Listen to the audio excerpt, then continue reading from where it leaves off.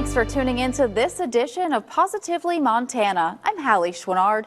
Each week we travel the state looking for people and stories that inspire. Let's begin with efforts underway to preserve spiritual and cultural significance of the lands. Blackfeet leaders and community members are coming together near Chief Mountain to raise awareness about protecting the area from erosion and increasing public use. Beneath the shadow of Chief Mountain, many gathered for the Shield Keepers Gathering, a two-day event dedicated to protecting a sacred site while strengthening Blackfeet knowledge, language, and culture. Today's a Shield Keeper Chief Mountain Guardian Gathering. It's our second annual. We're just starting out, helping people get out on the land, learning about the land, learning about Blackfeet culture. The event was organized by the nonprofit Blackfeet Eco-Knowledge, which works to bridge traditional Blackfeet teachings with Western science. It feels very wholesome. It's not shutting out the spirituality in the day-to-day. It's allowing us to think Pikani, to Nitsitapiks, learn the laws of our language. Organizers say blending the two worlds is key to protecting the land and revitalizing Blackfeet identity. And as a Shield Keeper, we're kind of basically learners. We're learning our culture. We've been involved in it, but we learn more about it so we can learn how to take care of the land, so we take care of what Creator has given us.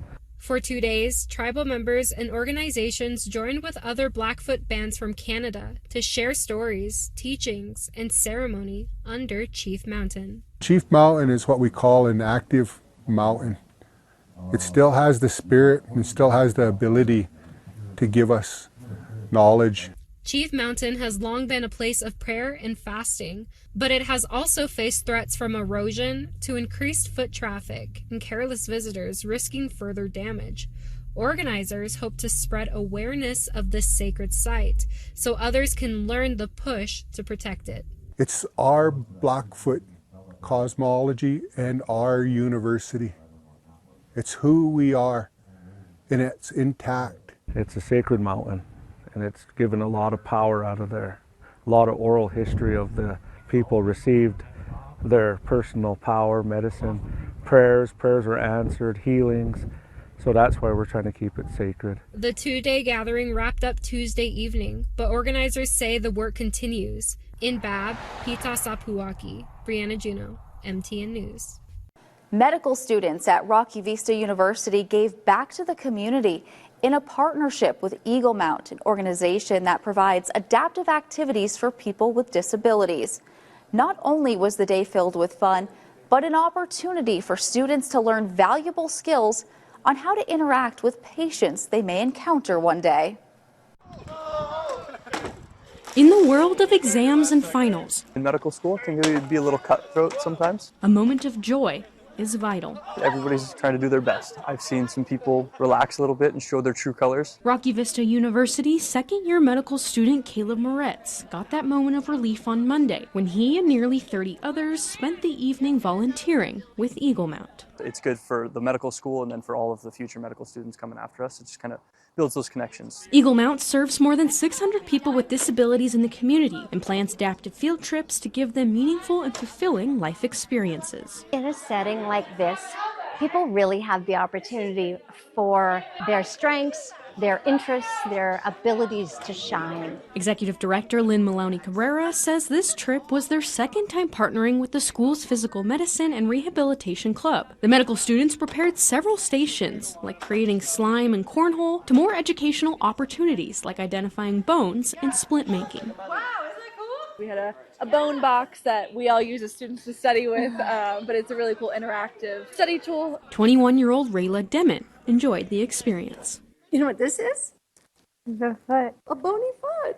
But for students like Kate Traylor and Kayla Conrad, they say the impact goes beyond academics. It gives us something to get us out of our normal study routine and reminds us of, why we're in med school and why we're becoming physicians. It's an experience that will help them in their future careers and better see those with disabilities as not just cases, but as people. I think the interpersonal connection is what makes you a good physician, and it's something that requires a lot of practice that a lot of people don't even think about. Because when we work together through inclusion, our differences often disappear. I think we get stuck in textbooks a lot. You're reading something, and until you put it to a face and really realize that this is truly something that it goes on in the world, it really opens up your eyes. Just that continued escalation of the sense of community and a place, just a place for belonging.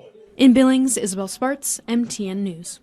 The University of Providence is unveiling a new chapter in healthcare education.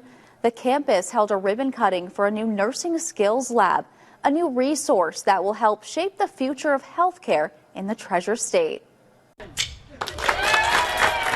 The program is the first four-year BSN option based in Great Falls, and with rural hospitals across the state struggling to fill nursing vacancies, graduates here will have the chance to make an immediate impact. Being able to hopefully help fill those gaps by preparing holistic nurses to fill those roles, not just in the Great Falls, but in our rural areas.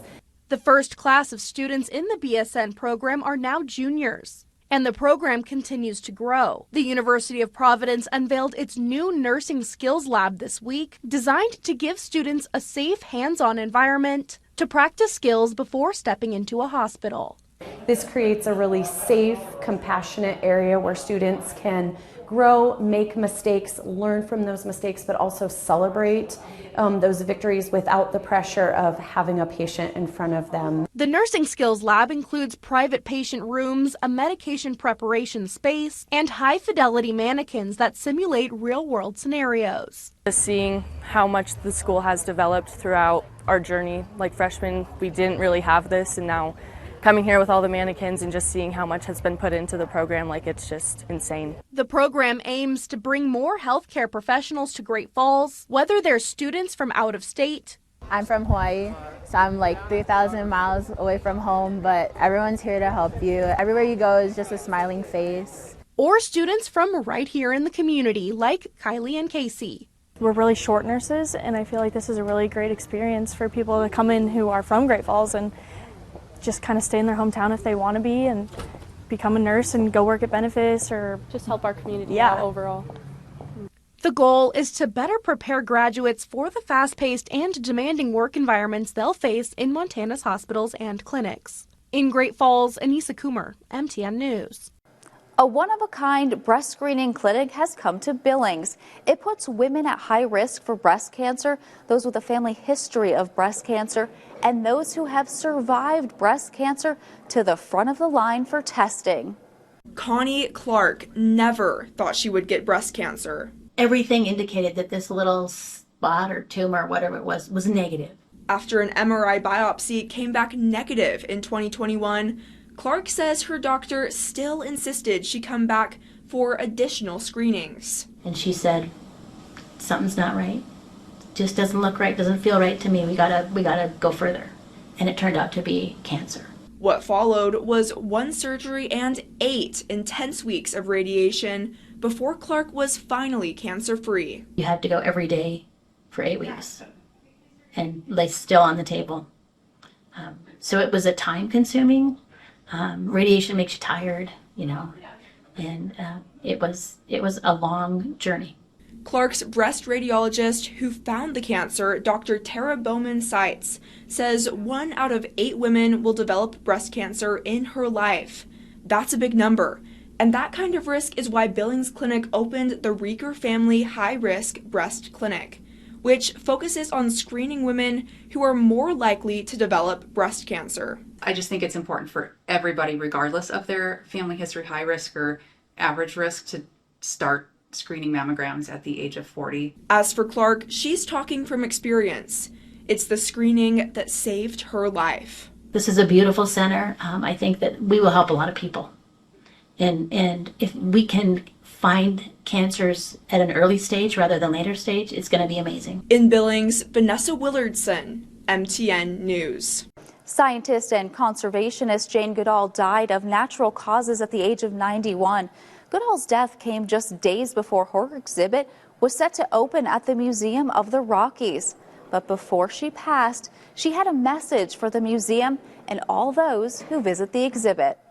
Really pleased that the exhibition Becoming Jane, the evolution of Dr. Jane Goodall, will be presented at the Museum of the Rockies. I spoke with a primatologist who knew Goodall from Cambridge University, where they both attended school, and was inspired by her work with chimpanzees. I met her many times, and she really supported and inspired me and egged me on. I also walked around the exhibit with Hodge to explore the different features, ranging from an observation spot to see chimpanzees to a tent just like the one Goodall lived in while studying chimpanzees in the wild. This is her tent setup, which is very, very cool.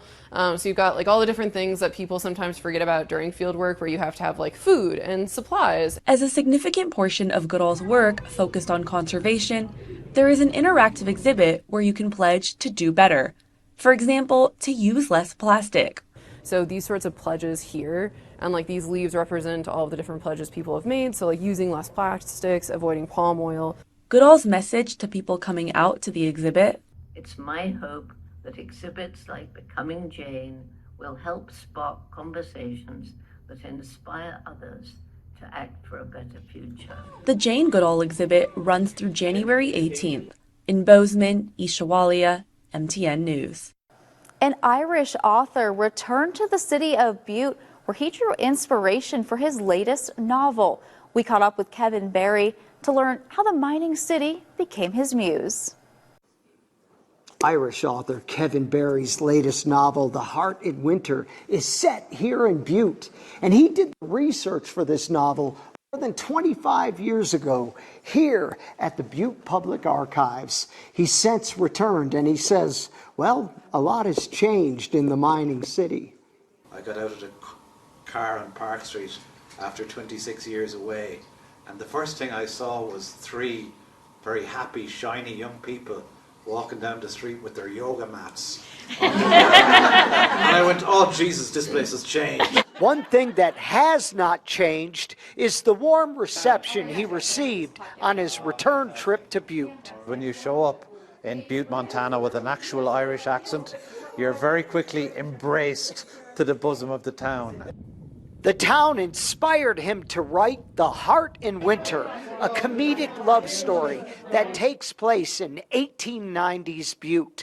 Barry recently spoke at the Public Archives, where he did the research for the novel over 2 decades earlier. He drew inspiration from actual letters from Irish immigrants living in Butte. Letters from Irish miners writing home to their mothers in Cork about how it was, and you could sense the lonesomeness of the immigrant experience. Butte's archives often draw people researching their family history or working on projects. We love hearing these like comeback stories where people come back and show us what they created after we've helped them out. Many people were eager to read Barry's latest novel. I'm just really excited that they have a book about Butte, and it's recognizing the Irish and Cornish, which is my background as well. Barry will give a lecture about his novel Saturday, October 4th at 7 o'clock in the evening at the Montana Tech Auditorium. In Butte, John Amy, MTN News. Still to come on this edition of Positively Montana, from honeyberries to cherries. Hear how a former research site plays a role in the growth of the Montana berry industry. Stay with us. More stories from the heart of the Treasure State are on the way when Positively Montana continues after this.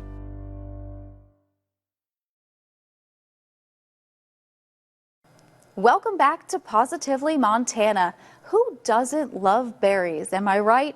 Well, one Helena agricultural site turned berry orchard is cultivating passion and spreading awareness for Montana's berry growers. If we're going to make it a big industry in Montana, we need to be able to share and grow. Catherine McNeil and her late husband started the Apple Bar Orchard in Helena as a research site through MSU Extension in partnership with the Western Ag Research Center. The goal? See which berries can grow in Montana's colder climates. When they identified what thrived, they continued to grow and harvest them. And as the berries grew, so did the support network around them. Come on, Boog. McNeil is a founding member of the Montana Berry Growers Association.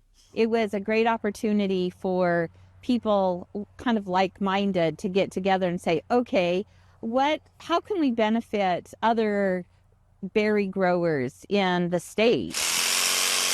It's now harvest time for McNeil. She spends nearly every morning picking them by using a shaker to drop the berries into a kiddie pool for collection. The berries are then cleaned and filtered before being stored in an industrial freezer until they're made into jam or sold to consumers. You can see that there's a lot. This orchard alone is home to around 1,000 plants on just 1.5 acres.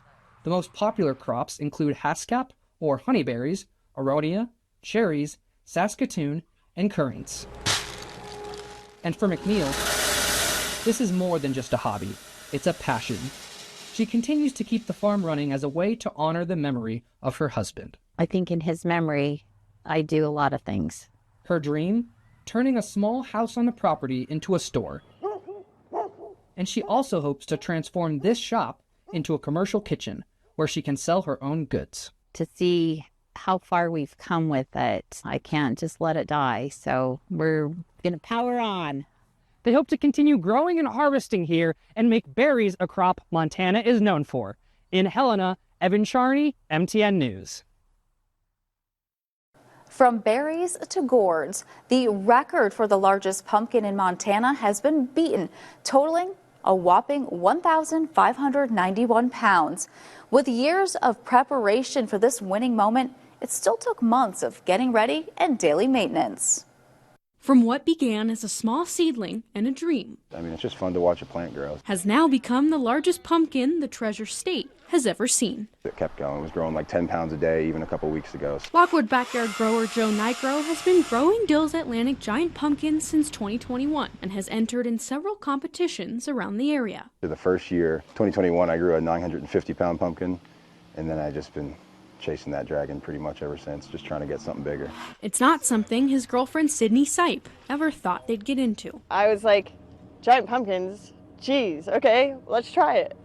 We were like, wait a minute, if we could do that with almost no preparation, then what can we do with a little bit more? After 5 years, it's taken over their whole lives, taking months of preparation and daily maintenance. It definitely becomes like his baby, our babies, and like when it's gone, it's a little sad, but also cool. Just fun. Just really, it's like instant and long-term satisfaction. But for Nigro, there's always been more. In Montana, the state record for the biggest pumpkin weighed was 1,359 pounds. They'd come close, but always had confidence they could beat it. Just massive, took up a massive amount of space. On Saturday, they traveled to Worland to compete against 30 growers in the Wyoming State Weigh-Off and Pumpkin Drop with this year's gourd. After a day of weigh-ins, they'd officially broken it with a whopping 1,591 pounds of pure pumpkin. The only other larger pumpkin there was 1,788 pounds, so that went first, and then mine was second, and yeah, they just said state record, and it was great. I cheered very loud, very loud. It was very exciting. I don't even care about first at the fair, we just wanted the state record. And while it's not necessarily good for pumpkin pie, he still gets to enjoy the seeds of his labor. I'm gonna cut a hole in it and take the seed and dissect it and look at it, and then smash it probably. The win has given him motivation to beat his own record next year, but Nigro's pumpkin is a testament that consistency and hard work can pay off. Just have fun with it and something cool will happen. In Billings, Isabel Sparts, MTN News. Still to come on this edition of Positively Montana, breaking free from addiction. Hear how the Angel Initiative is helping save lives when we come back.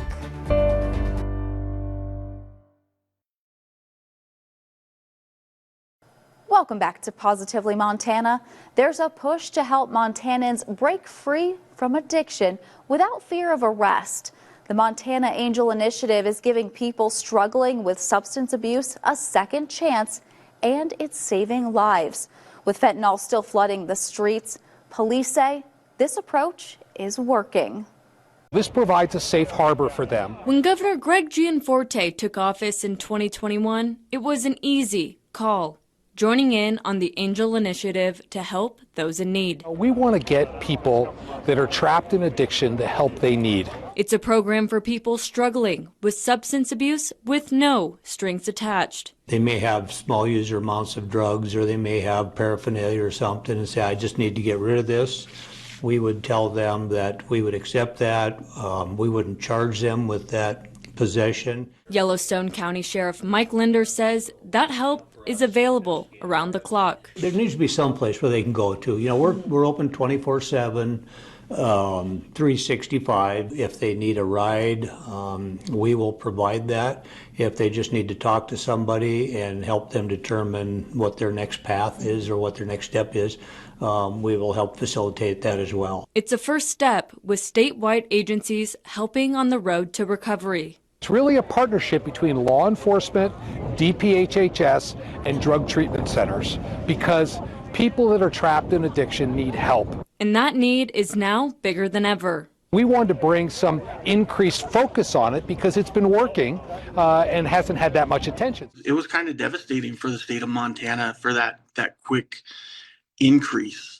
We saw our overdoses, not just our fatal overdoses, but our non-fatal overdoses going up. That was Drug Intelligence Officer Will Janish, who says drug seizures over the course of 5 years have gone up, but this year, progress is being made. This year, for the first 2 quarters, we seized about 45,000 dosage units, which is down 74% from this time last year. It's all part of an emphasis to get fentanyl off the streets. It's extremely addictive. It's extremely dangerous. It's great to see that we're finally seeing a drop in the amount of fentanyl that's coming to the state. But the problem is, one fentanyl pill is all it takes to kill someone or cause an overdose. And those dangers aren't disappearing as law enforcement reports a new strain of the drug. We've already had 13 samples at our state crime lab come back this year positive for carfentanil. That was designed for animals like elephants and hippos. Sheriff Mike Linder says to stay vigilant. If it's anything that even they suspect to be in fentanyl, it is so dangerous that even just getting it on your skin can be fatal. And that's the importance on the need for the Angel Initiative. As long as there's no other crime involved other than the possession, we'll look past that to get them into treatment so they can get healthy. In Billings, Hannah Pettiferry, MTN News. We hope you enjoyed this week's edition of Positively Montana. I'm Hallie Schwinard, and we'll see you right back here next week.